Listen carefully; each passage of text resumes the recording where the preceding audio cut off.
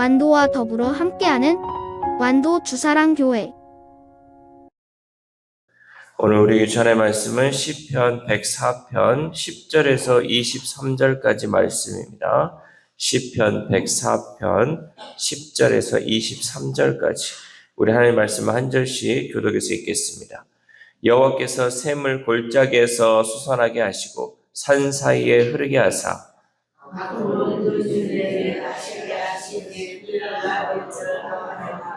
공중의 새들도 그 가에서 깃들이며 나뭇가지 사이에서 지저귀는도다.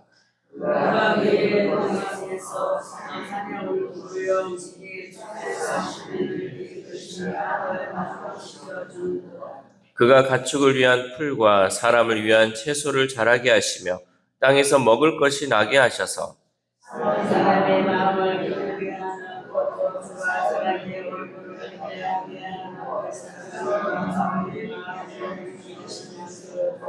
여호와의 나무에는 물이 흡족하며 곧 그가 심으신 레바논 백향목들이로다.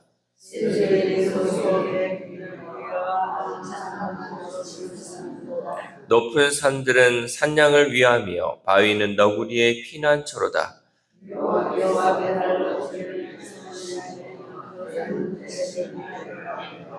주께서 흑암을 지어 밤이 되게 하시니 산림의 모든 짐승이 기어 나오나이다.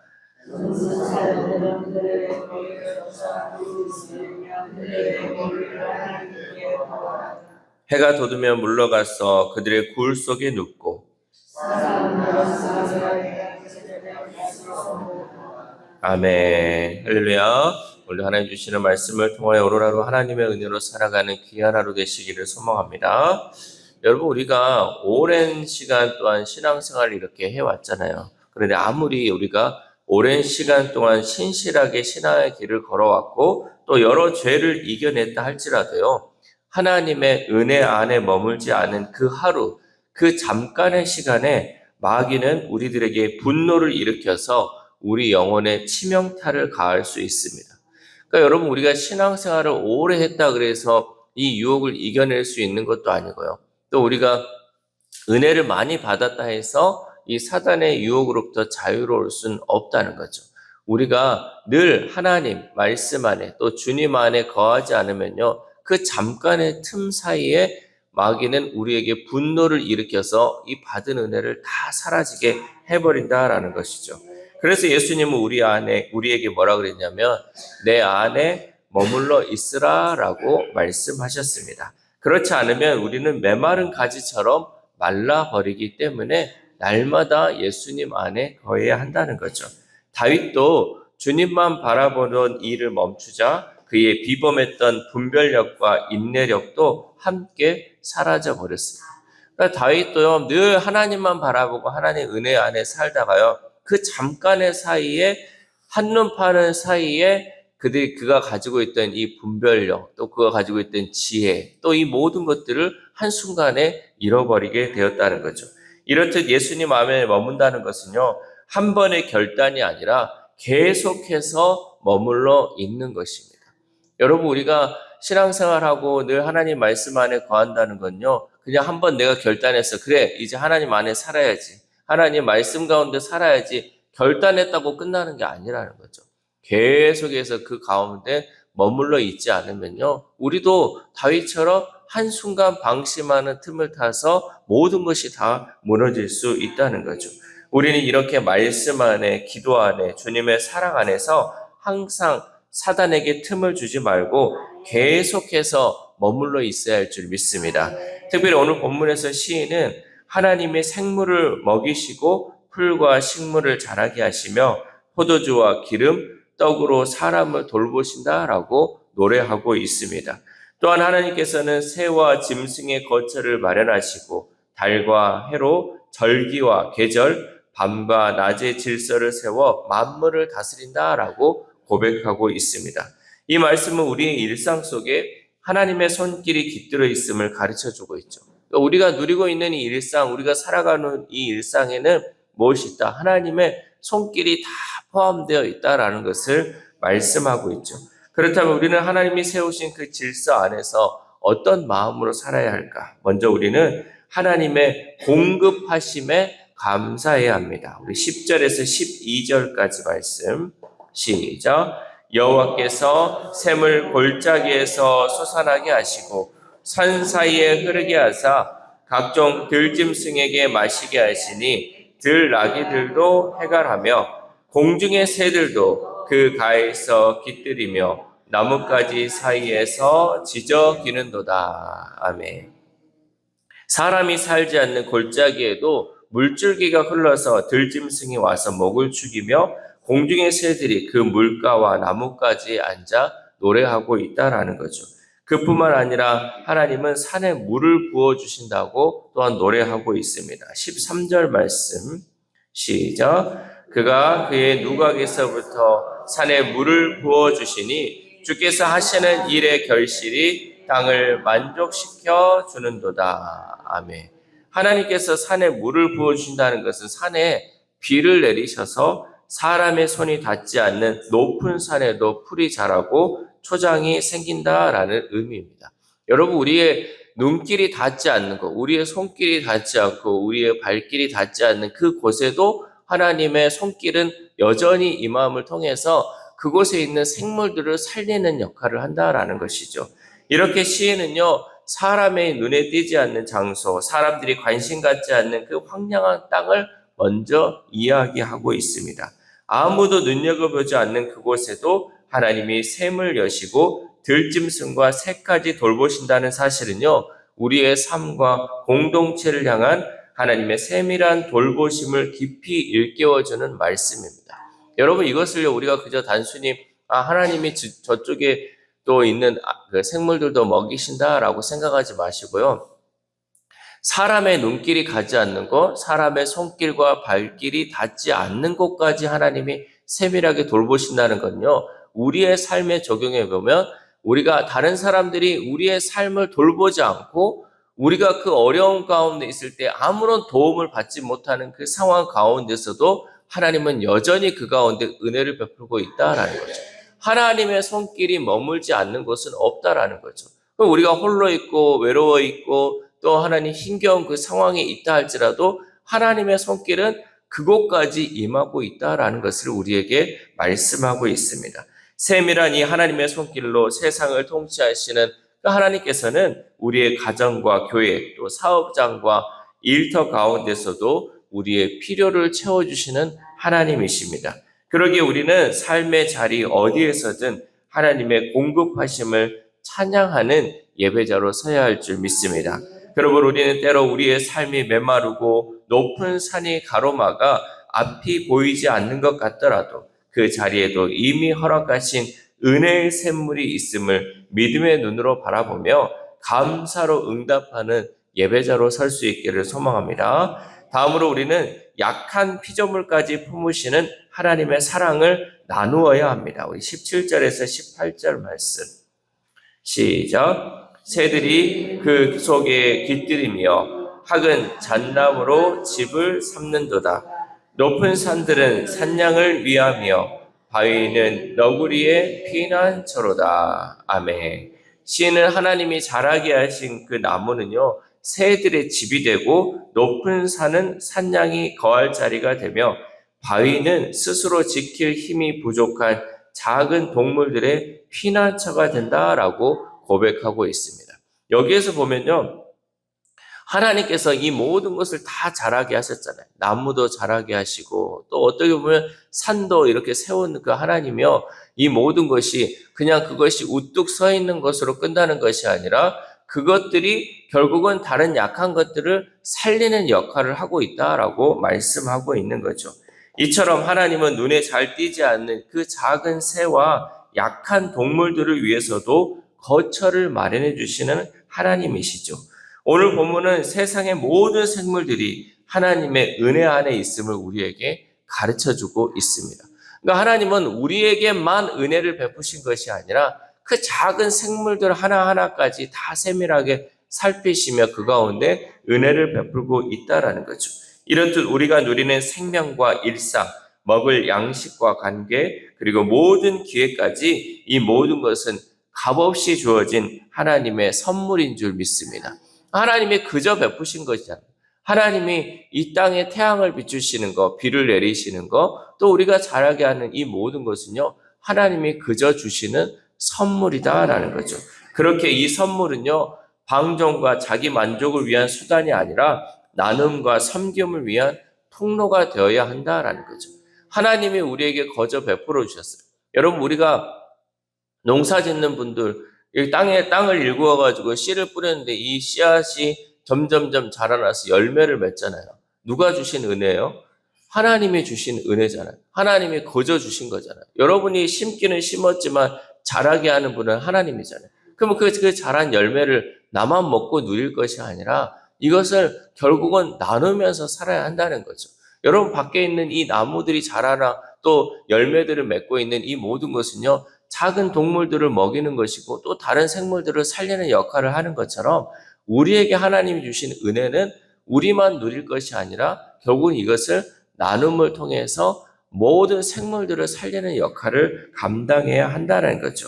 나아가 우리 교회 역시 소외되고 연약한 이들을 품고 섬기는 공동체가 되어야 합니다. 왜냐하면 우리가 받은 은혜가 너무 많고 하나님께 받은 선물이 너무 많기에 우리는 그것을 나누고 섬기는 공동체로서의 그 역할을 잘 감당해야 한다는 거죠.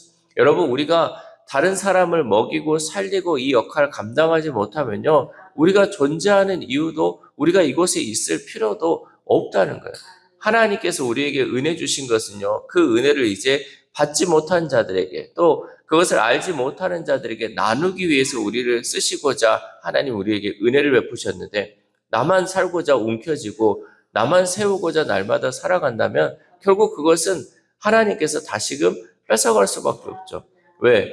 선한 데 사용하지 못하고 하나님의 그 목적에 맞게 사용하지 못하면 결국은 썩어서요, 내가 죽을 수밖에 없다라는 거죠.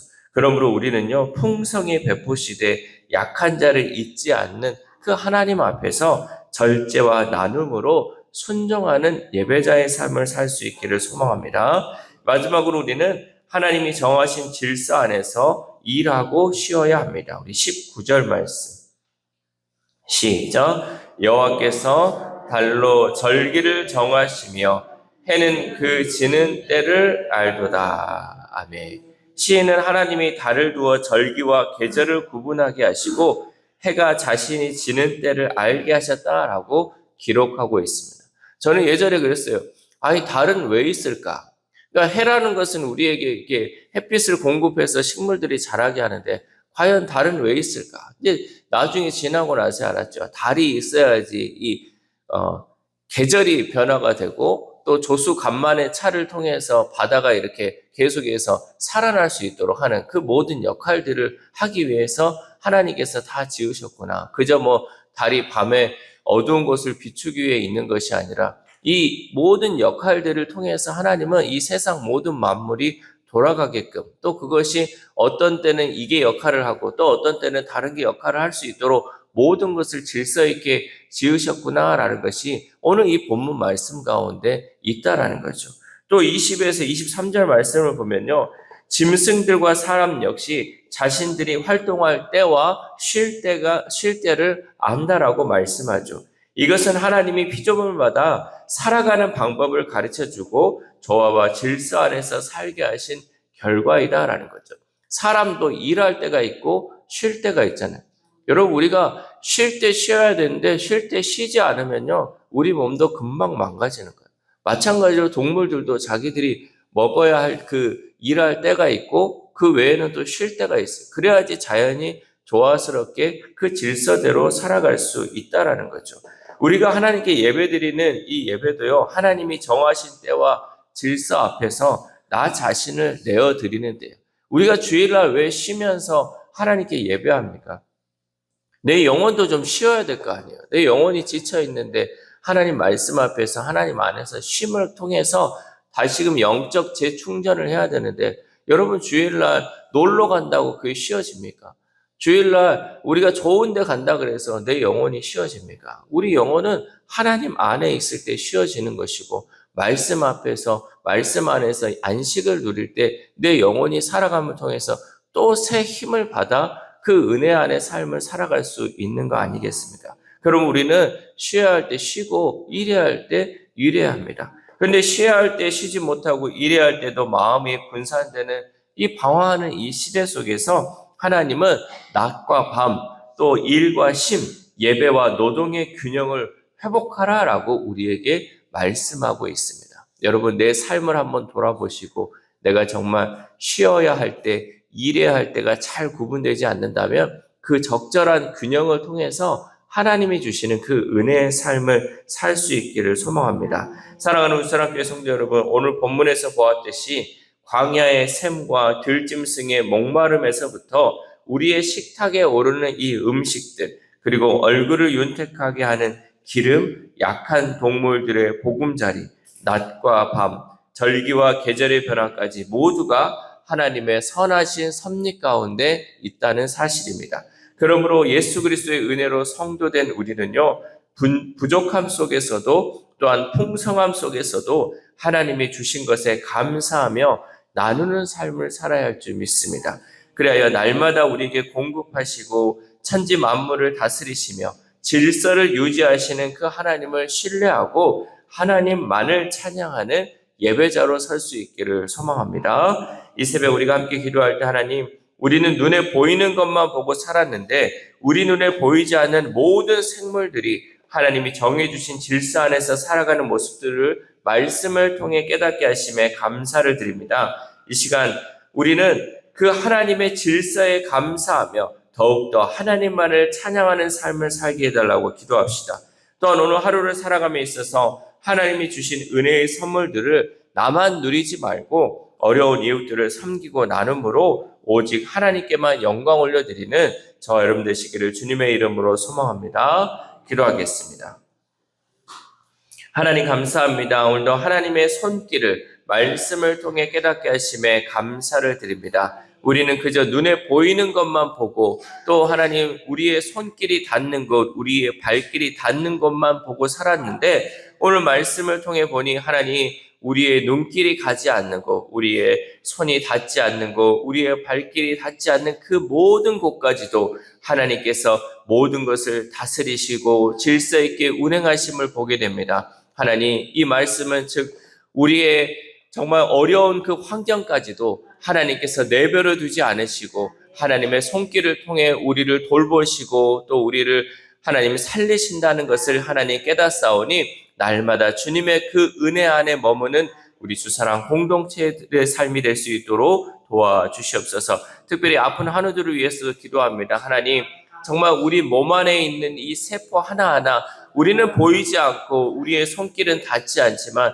하나님께서 그곳 하나하나 세밀하게 지켜주시고 또 회복시켜 주신다는 그 말씀을 통해 우리가 깨닫사오니 우리 환우들 하나님 그 어려운 환경 가운데 있는 또 이 나쁜 세포들 우리에게 필요하지 않는 이 모든 것들 하나님 제거하여 주심을 통하여서 온전하고 깨끗하게 치료되는 놀라운 역사가 우리 환우들의 삶 가운데 나타날 수 있도록 도와주시옵소서. 또한 우리의 다음 세대 우리의 자녀들이 있습니다. 하나님 우리의 자녀들이 하나님 우리의 눈길에서 멀어져서 어느 곳에 어떤 일을 하고 있는지 우리는 알지 못하지만 하나님께서는 친히 바라보시고 또 그들에게 손길을 가함을 통해서 그들을 지켜주신다고 하나님 약속하셨사오니 우리 자녀들을 지켜주시고 우리 자녀들이 믿음 안에 자라날 수 있도록 하나님 늘 함께하여 주시옵소서. 또한 오늘 하루를 살아갑니다. 하나님 오늘도 어찌 보면 우리에게 주신 선물입니다. 우리가 이렇게 살아서 숨쉬고 건강하게 하나님 주의 성전에 나오고 하나님 말씀 들을 수 있는 귀 주신 것은 하나님이 우리에게 또한 오늘 선물을 주셨사오니 이 선물 하나님 그저 흘려보내는 하루가 되지 않게 하시고 가치 있는 하루가 되게 하시고 남을 살리고 또 생명을 살리는 귀한 하루 될 수 있도록 도와주시옵소서. 이 모든 말씀 우리를 구원하여 주신 예수 그리스도의 이름으로 기도드립니다. 아멘.